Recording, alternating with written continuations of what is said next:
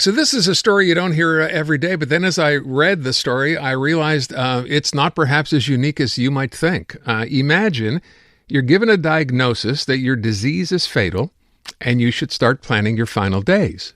So what do?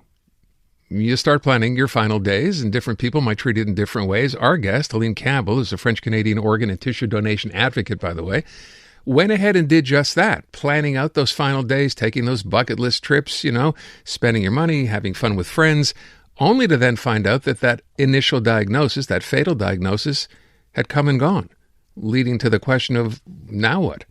Helene Campbell's on the line. Thank you so much for being here this afternoon. Can I begin, because I understand your situation is a bit complicated. You had double lung surgery. How did you get to this point where you were told that, this is what you had to look forward to?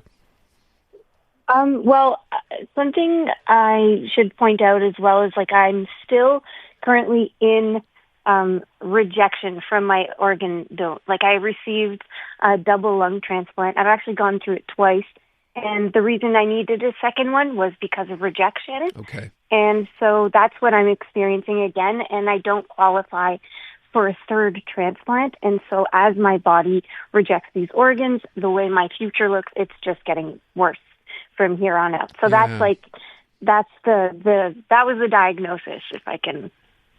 As awful, as terrible as that must have sounded to you. I should mention, by the way, you're in your 30s, right?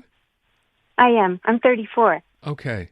Which is obviously very, very young, to have gone through these things and then to be dealing with the results after the fact. So let's start with that. First of all, you needed a double lung transplant.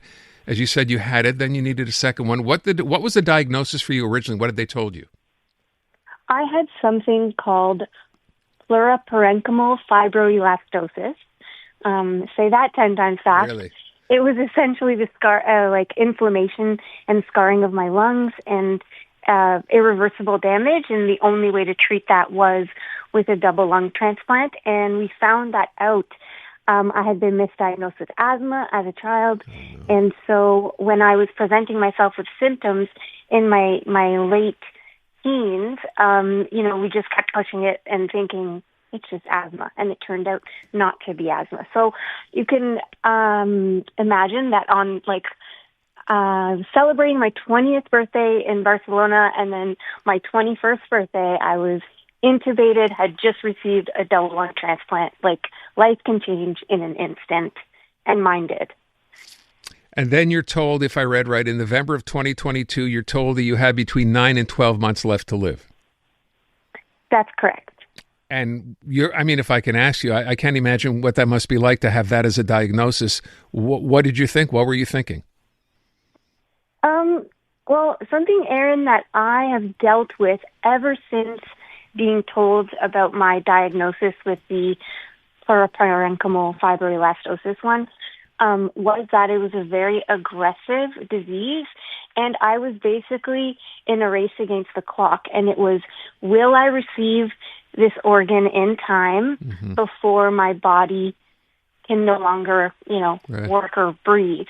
And so really, the first time I ever faced this was in November of 2011. That's the first time I had that reality check of, wow, I'm going to have to move to a different city to be placed on a wait list, to wait for a call for the perfect match to come in. And if that doesn't happen and I run out of time, that's it. And so I have had time to deal with this reality. And I'm still here, so it turned out really great for me with the organ donation. I'm so grateful to be here. But when I heard that diagnosis in 2022, it hit me so differently because I'm in such a different place now. Who I am, what I love, the people around me, I just feel like I have so much more to lose. And so, yes, I may have faced mortality more than once, but this time it was definitely like a rude awakening, in a sense, because I think it just gave me the gift of a really important question, which was my life a complete success? Um, Was can your I say life it a was complete good? success? Measured how? Yeah. I just, by happiness for me, for what I felt. Actually, that's not true. There is a quote by Ralph Waldo Emerson. It's called Success, and it's a great message about what success is, and I really firmly believe what he says. But it's like to laugh often and much, to win the affection of friends, to endure false betrayal. I mean, it's really great, and I'm not going to do it justice.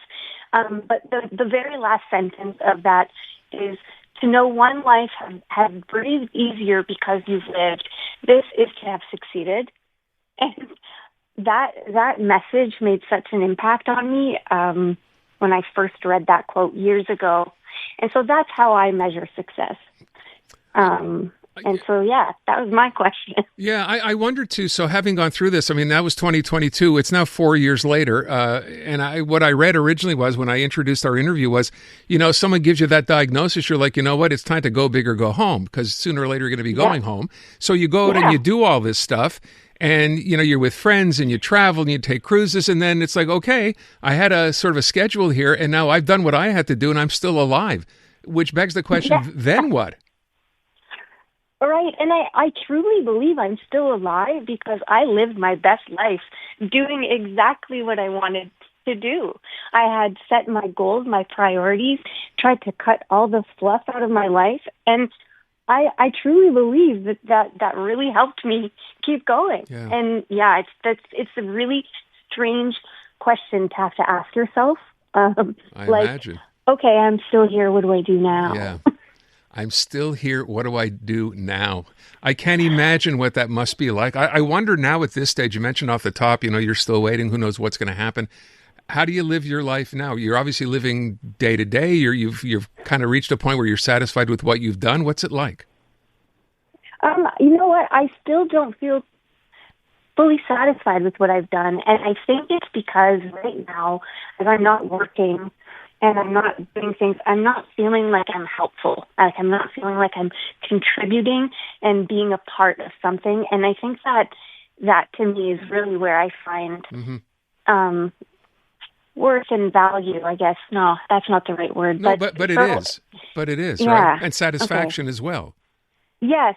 And I realize the importance of connection and, just loving others and being with others. And it sounds really like cheesy and lovey-dovey, but I just feel that like we're better for it when we live like that. And you have family still?